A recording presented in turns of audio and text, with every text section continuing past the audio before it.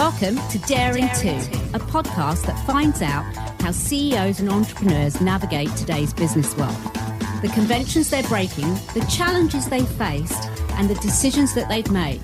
And lastly, just what makes them different. Well, welcome to the episode of Daring To. You know, it's really interesting. I get so many great guests. I'm today, who would think that a banker and an industrial sewing machine, put those two together, right? That's pretty daring. What do you do if you cross an ex-banker with an industrial sewing machine? Patrick, I'm delighted to welcome you on the show. Thank you for joining me. Patrick, you are the CEO of the company of the PLIQO. PLIQO, I'm going to make sure I say that right. PLIQO, right? And the only, I think, ultra compact traveling bag that has been developed. Innovation within itself. But I've got to ask you, right? A banker, a financial banker. Most people say, why would you give that up and then go and get an industrial sewing machine? There's got to be a story there, surely. Come on. There is. Rita, first of all, thank you for hosting me on the show. It's a real privilege. There is a story. You're absolutely right. So I was a financier for many years and a frequent flyer. And it was really only because of a personal tragedy in my life that I had the opportunity to stop, so to speak, what I was doing and to start again on a different and more entrepreneurial and creative course. So when I was 39 years old, my wife passed away and I was left with 2 young children. And I decided not to go back into finance, but to start out as a child carer, essentially, a house husband. Now, as my children got older, I discovered that I had time on my hands and the opportunity to come back into the workforce. Originally, I started as a business copywriter, my background being in finance and management. But there was this problem that continued to nag me, dating back to my days as a frequent flying financier, which was how to travel with a suit without having to wear it or crush it into your hand luggage. And essentially, it was this problem that I eventually came around to solving, starting around 5 years ago. So, as a frequent flyer, well, before COVID-19, a frequent flyer at least, I feel that pain of having to pack a bag, go to lots and lots of different meetings, have different outfits for different occasions, depending on what you're doing, and then finding that when you get there, everything's all screwed up or crumpled. But, it's a really interesting insight that you took you went into a completely different field. Now, often people are really challenged when they think about taking on board this idea of starting their own business and being creative enough and daring enough to actually test that out. So, it wasn't a skill set that you necessarily had. So talk us through, how did you kind of develop that? What skills did you have, you think, that you gained from your financial career that you were able to apply, firstly? And then what did you have to learn that was new and different? Absolutely. So, finance and, I was working in a large corporation, a FTSE 100 company within that. So, it was about finance and understanding finance, but it was also about management. And I think those skills stand you in good stead, whatever you are doing, but they definitely don't prepare you for the kind of holistic skill set that you need to set up and run your own business. Now, coming to the creative side of things, my grandfather was an engineer, and my mother was a very creative person, painter and drawer. And I think that was always in me and perhaps a little bit suppressed while I was working in finance. So not many people would say that finance people are creative. And I have many friends who are financiers, so please, I'm only joking really, but it's like they joke, right? So yeah, I guess there are some of these guys who create, new complex derivative financial instruments who have a sort of creativity. But I would say, by and large, when you're in management, it is much more about operating successfully within constraints and parameters that are normative, and creativity tends to thrive better outside of that kind of environment. I mean, there are exceptions, I guess, people like Steve Jobs, but, there may be few and far between. So, yes, I mean, in a way, it really wasn't until I'd thrown off the shackles of working in finance. And I had time, literally, Rita, just to, sit on the bus and stare out of the window and think about this, essentially a first world problem, but a problem for many people, which is, what to do about, traveling with your suit.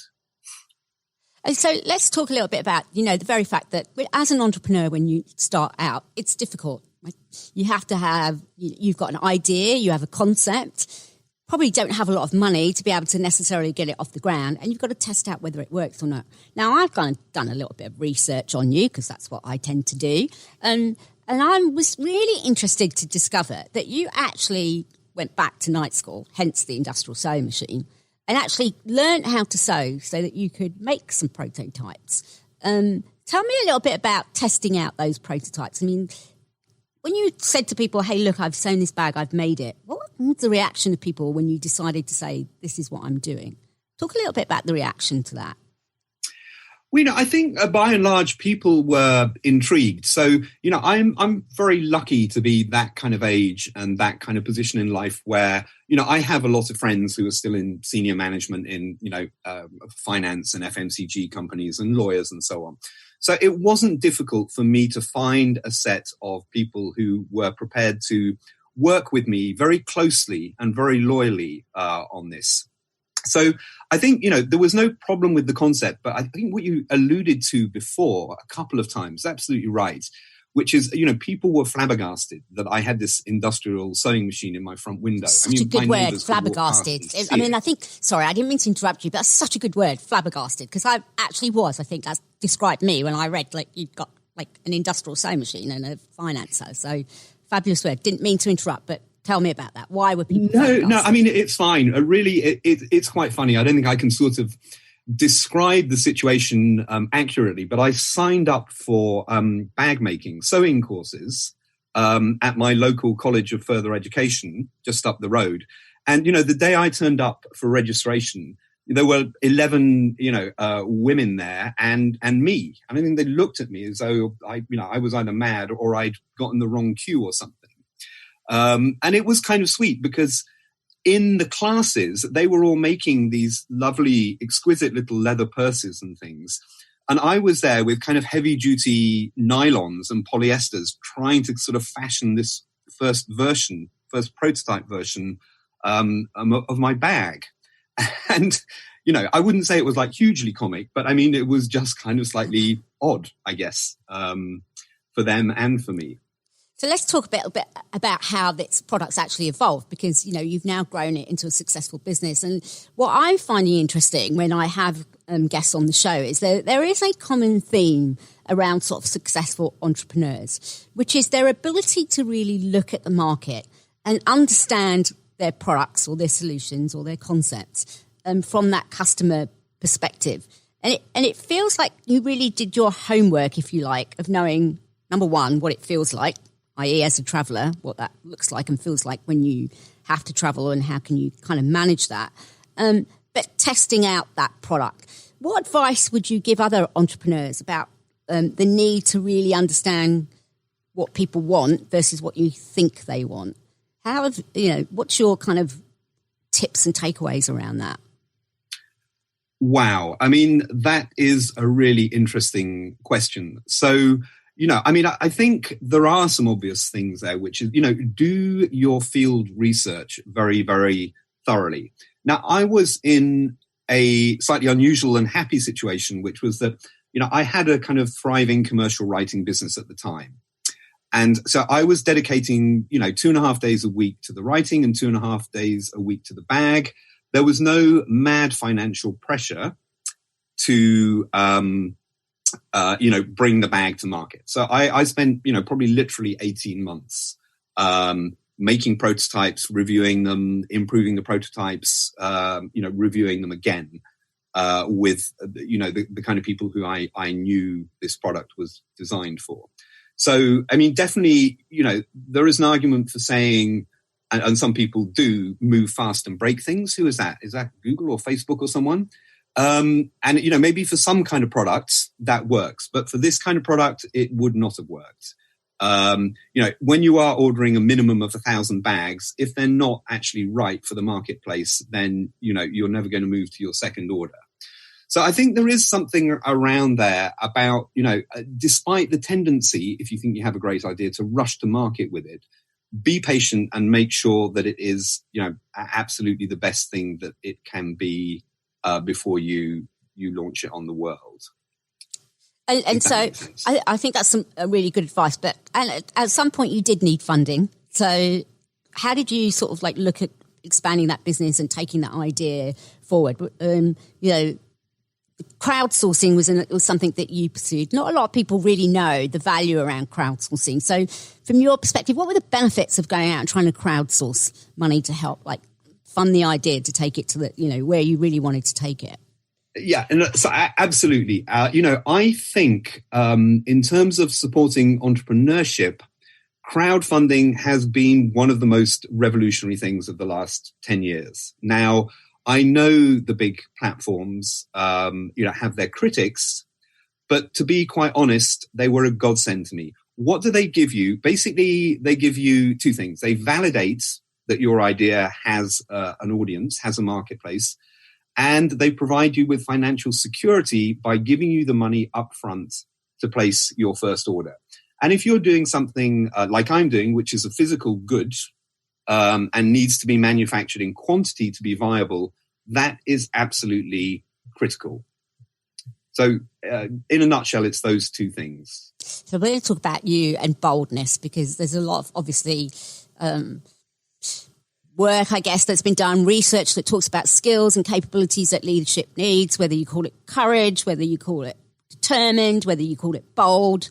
Let's talk about some of those individual capabilities. So let's talk about boldness for a minute. So many of my listeners are not in the UK, but if they are listening to this and I mention Dragon's Den, I would say to them, think of the equivalent of Shark Tank, because that's a show that takes entrepreneurs and moves them forward. Now, in fairness, you got a bit of stick for that at the end of that program in the UK. You actually went on Dragon's Den, which is for entrepreneurs to sort of showcase their idea, their concept, their innovation, and get some funding from some very experienced entrepreneurs who are now very successful and looking to invest. There you were, all excited to go on the show. Having got through that, I'm sure they have a long list of people. So your idea obviously resonated. But after the show, there was a kind of a bit of a backlash to your response, which was to walk away from the cash.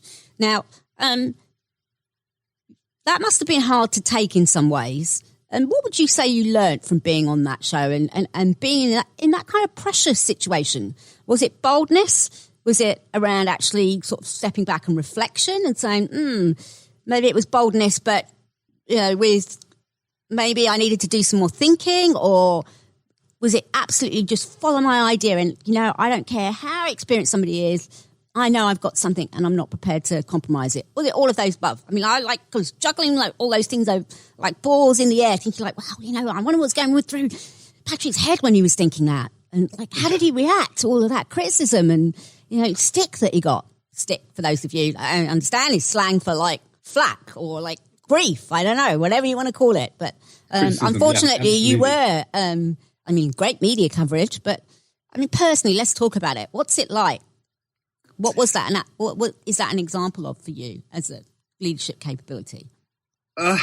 Okay, so there's a lot to unpack there, but let me preface everything by saying, Rita, that what you see on the television, my segment is about 12 or 13 minutes, but behind all of that is, in my case, an hour of discussions and negotiations that essentially, to make this compelling for the viewers and short enough to broadcast, is massively oversimplified. Mm-hmm. So, we had a lot of quite technical discussions that were not broadcast around valuation methodologies. Now, that may not be of much interest to your listeners either.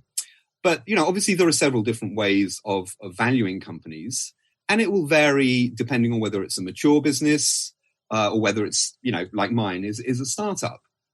And essentially the problem, and this was not aired, the problem was that, we couldn't agree on a valuation methodology.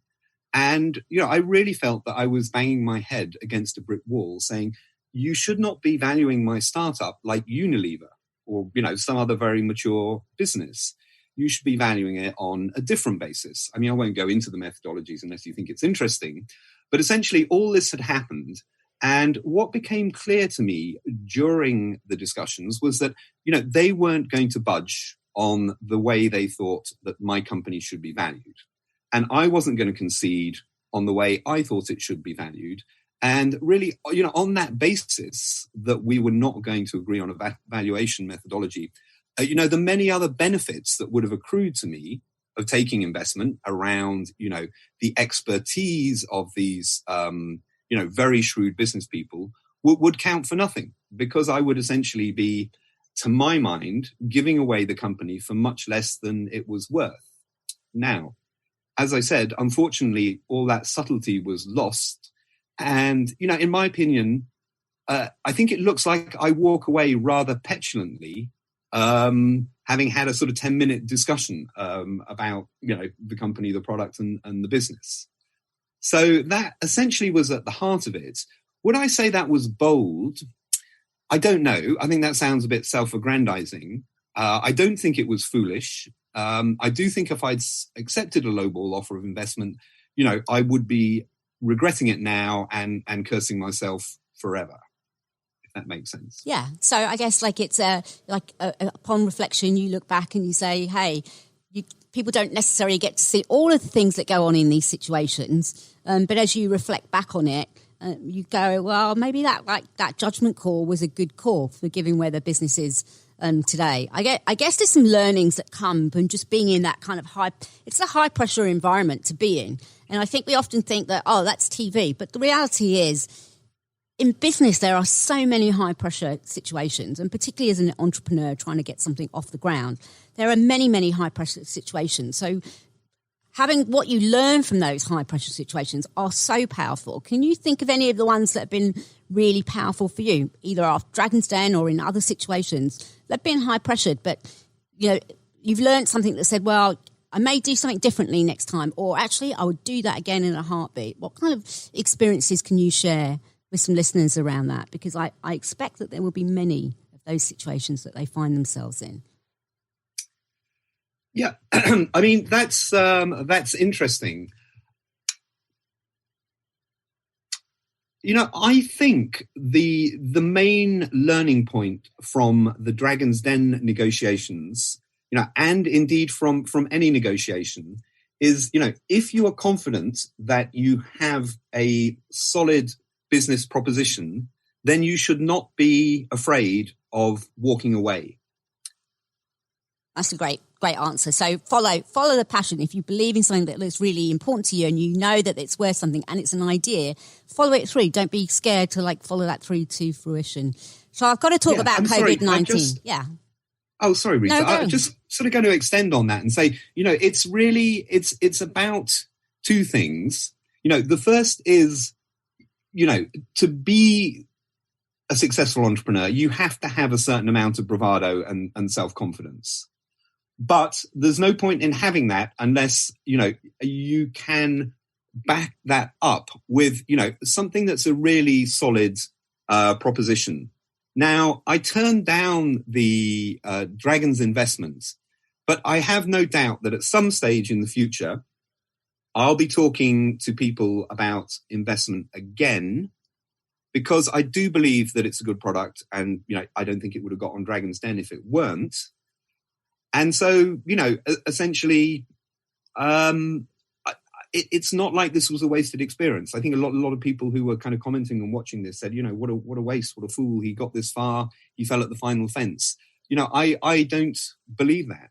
I actually think it's a great sort of learning experience for people to not take away that from that, from what they saw, because I think entrepreneurs, whether it's, in a situation with those very experienced entrepreneurs or in other high pressure situations, sometimes you're in those situations and you make a decision and you have time to reflect on them and you say, you know what, it may not have come across in the way that I wanted it to, or people didn't necessarily get to see it all. But actually, I know what I have to, I know, and I'm confident in what I'm trying to follow through on. And I've got to trust that and trust my instinct on what's the right thing to do. So, I think that's a good takeaway for people to take from sometimes what they see, because there are so many situations in which you can apply the learnings from that situation. Now, I've got to ask you, right? You're in a business that, 3 months ago, I would have said, wow, like you must be on a trajectory of like massive growth. I was traveling probably, I don't know what, maybe in a month, I was on the road for 3 weeks of those, traveling all around the world. Since the beginning of March, not so much, not at all, in fact. So, and by the way, your product and other businesses that are in similar situations where a product can really scale in certain markets and in certain situations in others, they can't. How are you rethinking your business strategy, if at all? And are you, in fact, seeing a change or not? Who knows? Maybe you're not. No, I mean, you're absolutely right. I have seen sales, it's not too melodramatic to say you fall off a cliff. Really, no one is traveling and no one or very few people are thinking about buying travel goods. What am I doing? Probably the kind of obvious things that many companies are doing, which is like, looking at discretionary spending, cutting back on that. So I'm not spending anything on marketing. I'm trying to pare back all other overheads and to some extent put the business into a kind of, hibernation until this is over. At the same time, for me as a business owner, there have been some opportunities to sit and look at some strategic things that I keep postponing because there's always something operational to do. There's always some fire to fight. And, I'm doing a really thorough review of where there are, more opportunities for sales channels growth when all this is over, new markets, product development, for example. We're right in the middle of doing something and I've been able to spend much more time with that. So, as I said at the start of the show, every cloud sort of has a silver lining. And, it's allowed me to take a step back and look at some of those, important things that always get sort of, pushed to the bottom of the in tray, really. Because there are, other more pressing things. I can't tell you the amount of people that have made that very comment about it's almost like a liberation, right? We suddenly have time where we can stop, breathe, think, and actually plan. And it's such an important point, I think, for listeners to sort of take away, that this isn't necessarily, we've fallen off a cliff, because yes, that may have happened in the sense of where you were, but actually there's such a great opportunity to sort of step back and do, as you said, the things that you want to do, but like we just haven't had the time to do. And there's an opportunity, that window of opportunity to really leverage until, things change again. So I think that's a really valuable piece of information to actually say, take advantage of the time to really step back and look. No, I mean, I think you're absolutely right. And I think there's also a very kind of interesting question out there, which is to what extent will this experience change the way we think about what we're doing, when the crisis is over? How much of the lessons of this, tragic episode will stick, and, something, positive, if you like, in terms of change will come out of this? Or conversely, will we just go back to how we were before? Let's challenge our listeners to that. I think we should take a poll. What's your bet? Let's you and I kick it off, and then to say what percentage do you think of all the things that people have learned, new tools, new technologies, time that they're using, how they're spending it, what they're doing, what percentage of it do you think is going to stay the same? Like that people are going to actually implement the new stuff, or people are going to forget it? I think there are some useful things, and, this platform that we're talking on now, I think it is one of them. And, I think people will rely on this kind of, remote conferencing much more going forward. I hate to say this as someone who sells travel products, but, people might think more diligently coming out of this, do I need to be rushing around so much on a plane, which, while it has its glamorous moments, is not particularly great for the environment and, quite sort of wearing for the frequent flyer. I used to be one myself, and you are too. So I think there will selectively be things that come out of this that people stick with, and other things. The enjoyment of the solitude that we've maybe been having is great, but I think we'll all be craving proper old-fashioned human company and getting together for dinner and stuff like that, and going to the movies, and that I think people will want to get back to. They won't kind of continue to sit at home and watch Netflix because that's the only thing there is to do. I do agree with you. I think that human connection is really important too. So I'm going to take a percentage bet. I'm going to be bold and out there, and I think that we will see around 45% of change in behaviour and things that people do differently and businesses do differently going forward. There's my bold bet for the future. If I crash and burn, I'll have learnt something, because I will have some more insights that will take me to a different place. So that's my challenge to everybody. Let's see what maybe our listeners come back with as well, and put a poll out there when we air this episode to see what people think they're going to actually take forward in terms of new insights and new learning. So I actually think, it's interesting. You've developed this compact bag, which means you can actually take it on the plane with you. You don't have to put it through all of that luggage. You don't have to get it all weighed and the rest of it. You're basically looking after it yourself. I wonder, in the days forward, when travelling will probably start again as people get more comfortable, isn't that an opportunity in some way, because you're less concerned about it touching so many people's hands and being in so many different ways? I don't know. Sounds like it could be an opportunity for your product. Maybe not. Who knows? But thank you, Rita. Well, I'm certainly hoping free so. Sales advice. There you go. I don't mind. Thank you. I hope not. No, I mean, I'm being serious. In all honesty, I think, it's ideas like that actually you can see how they can be applied and actually, help. They can help in so many different ways to enable travellers to be forward. Who knows? But I put it out there because I'm sure that there are many other sort of products and ideas that businesses might have. And what you did was take a problem and actually think about, well, how do you make it easier on so many different levels that can deliver something unique and different? And I'm not sure that will go away. I think that potentially has a lot more potential to go forward. So now, having been so nice to you, this is what I thought I'd now come in with with a left hook, if you like. So I love the bag. I'm going to use it, but all you talk about suits and men's suits and how you can get your suit in there. Well, I don't know. I mean, I wear suits too, but I'd like to see you talking a little bit more about women. So. Oh my God. So, Mr. Patrick, what are we going to do about this problem?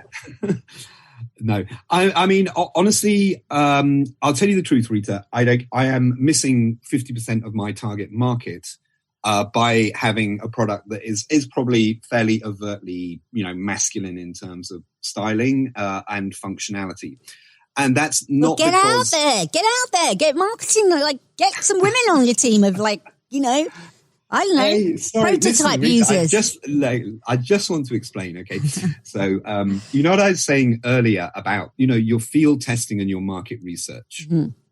So, as a male business traveler myself back in the day, I kind of felt that I had a fairly good understanding of, what the problem is from a male traveler's perspective. And so I, focused my research and focused my design and focused my marketing and all that other stuff, mea culpa, on the male market. And one of the things that's always, been there in my in tray has been, let's do the research with a cohort of women business travelers to understand, how their needs are going to be different, Do they travel with different kinds of suits, trouser suits or skirt suits? Do they need to pack 2 or 3 blouses? Do they have more cosmetics? All these kind of things that need to be understood and factored into the design. And like I was saying, it was one of the things that always just ended up in the bottom of the in tray because I was trying to boost sales or firefight some other problem. So please rest assured, it is very much on my radar. And, I am very cognizant of the fact that I'm guilty of ignoring this enormous potential market. Well, the women travellers and business women will be pleased to know that. And obviously, we've talked a lot about the bag being used for travelling, but for business purposes. But I guess you can use it anywhere, can't you? I think my husband would be delighted to know that I might actually have a bag for going away to visit friends that doesn't fill up the whole, back of the car. It's great. It's great for country house weekends. It's great for weddings. It's great for musicians, concert musicians. It's great for students, graduating students. All airline pilots, all kinds of people have, come up to me and said, this is perfect. This is just what I need. I think the problem really is in terms of marketing communications, Rita, if you have to simply tell people who is this bag for, it's easier just to say it's for frequent flyers, really, and then people understand, okay, this is really for frequent flyers, but that does involve missing some subtlety around, the other niche markets, perhaps, that are for the bag. But basically anyone who ever needs to look smart could or should have a bag like this. And actually, that's a really good sort of insight for listeners as well. So if you're a kind of, an entrepreneur trying to think about how you position what you've got as an offering or a solution, being really crystal clear and it not trying to be everything, but focusing in on what it is really helpful. And it sounds like that's exactly what you did. So be clear on who you're appealing to, because then people get it, they understand it. So that makes a lot of sense. Again, another great piece of advice for people as they're kind of thinking about developing their propositions and or are in the throes of developing their business, because it's easy, as someone who is guilty of doing that, of having so many ideas around how different solutions can apply and be used, that you tend to want it to tell everything rather than pulling back and actually saying, no, yes, I understand it can do all of that, but let's focus on something that's core first. So I think that's some really good advice.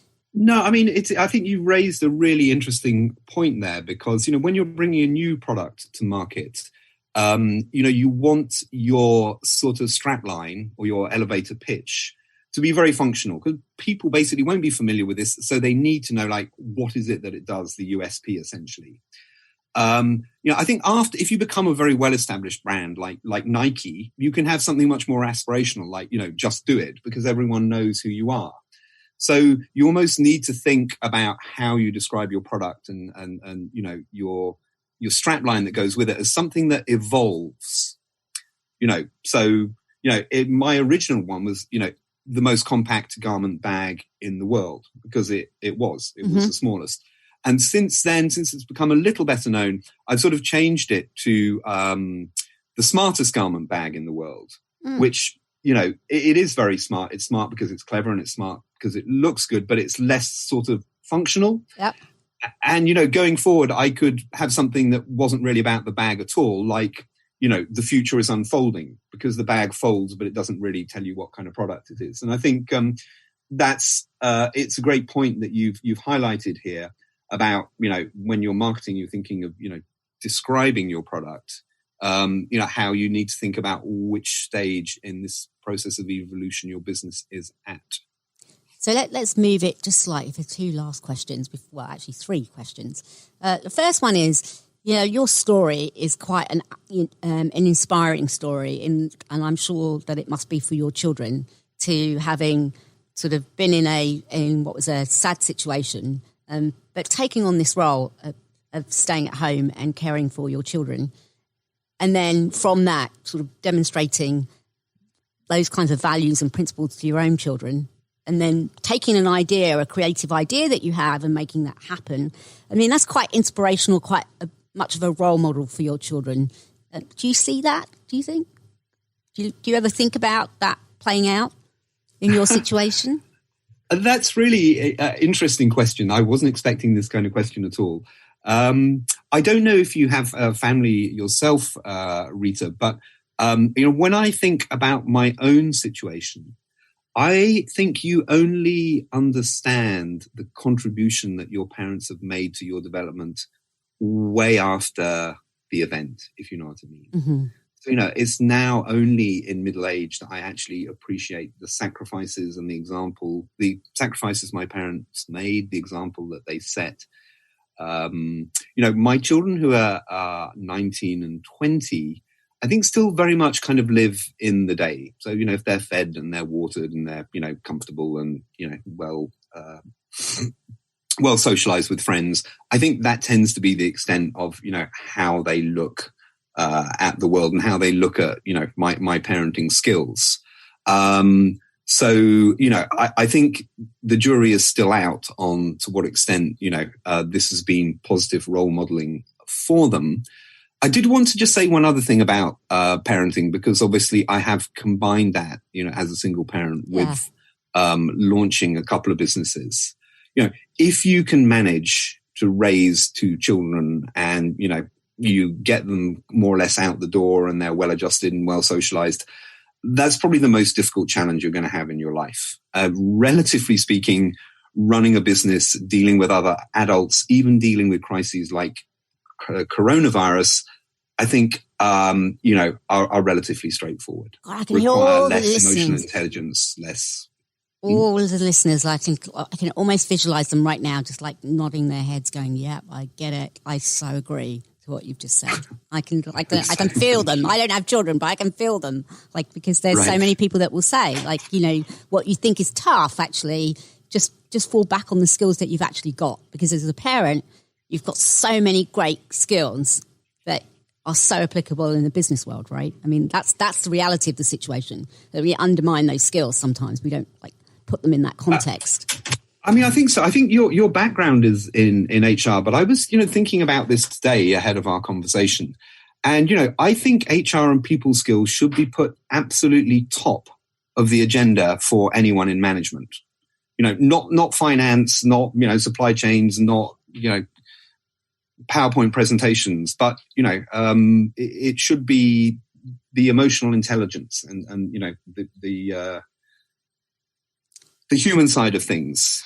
And, I think that's, I have learned from parenting how to be a better person in business, not necessarily a better businessman, but a better, human in the way that I interact with, all my stakeholders. Well, a powerful lesson, I think. And, I actually think the coronavirus is teaching leaders today to be more humane in many ways and have more empathy in many ways than they've needed to before. And that might be that kind of burning platform that we needed to have the kind of leadership that we all look for and admire and want to see around the world. So, it feels like we're on this, kind of, I don't know, I think a precipice of maybe some really good things coming out of what we're seeing. And I think those insights that you've given around sort of parenting will resonate so well with so many people who do have to balance both, by the way. I mean, it's not an easy thing to have to do. And it's a reality that there is other things in the world that you have to balance along with business. And you've shown that it is possible to do, and that actually some of the other stuff is a lot harder. So don't lose sight of that. Well, it sounds like your business is really expanding, and we wish you really well with it. And so I think just some really heartfelt lessons and learnings that you've been able to give people today are going to be really helpful for people as they're whatever stage they are at their businesses, and actually even really experienced CEOs, I think, have an opportunity to really reflect. It's getting some of the basics right and really thinking about what's important and how you connect and follow a dream and make it come true is the important thing. But there's always one question that I have to ask, which is, I like to ask, which is a daring to moment. I mean, you must have so many. I could think about 10 that you've already said, but let's try and think of some ones that we haven't heard. So what's your daring to moment that you would say that you have had, either personally, professionally, that you would like to share with people that they could maybe think about and reflect on?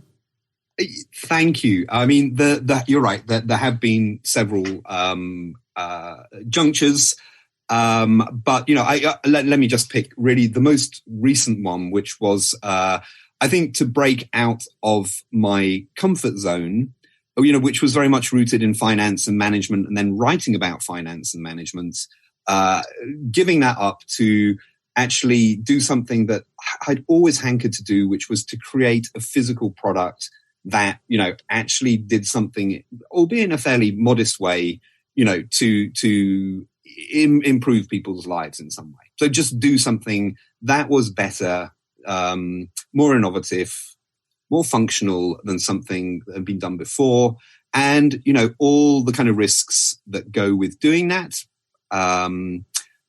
And also all the new skills that, I had to really learn quite late in life, in my mid-40s.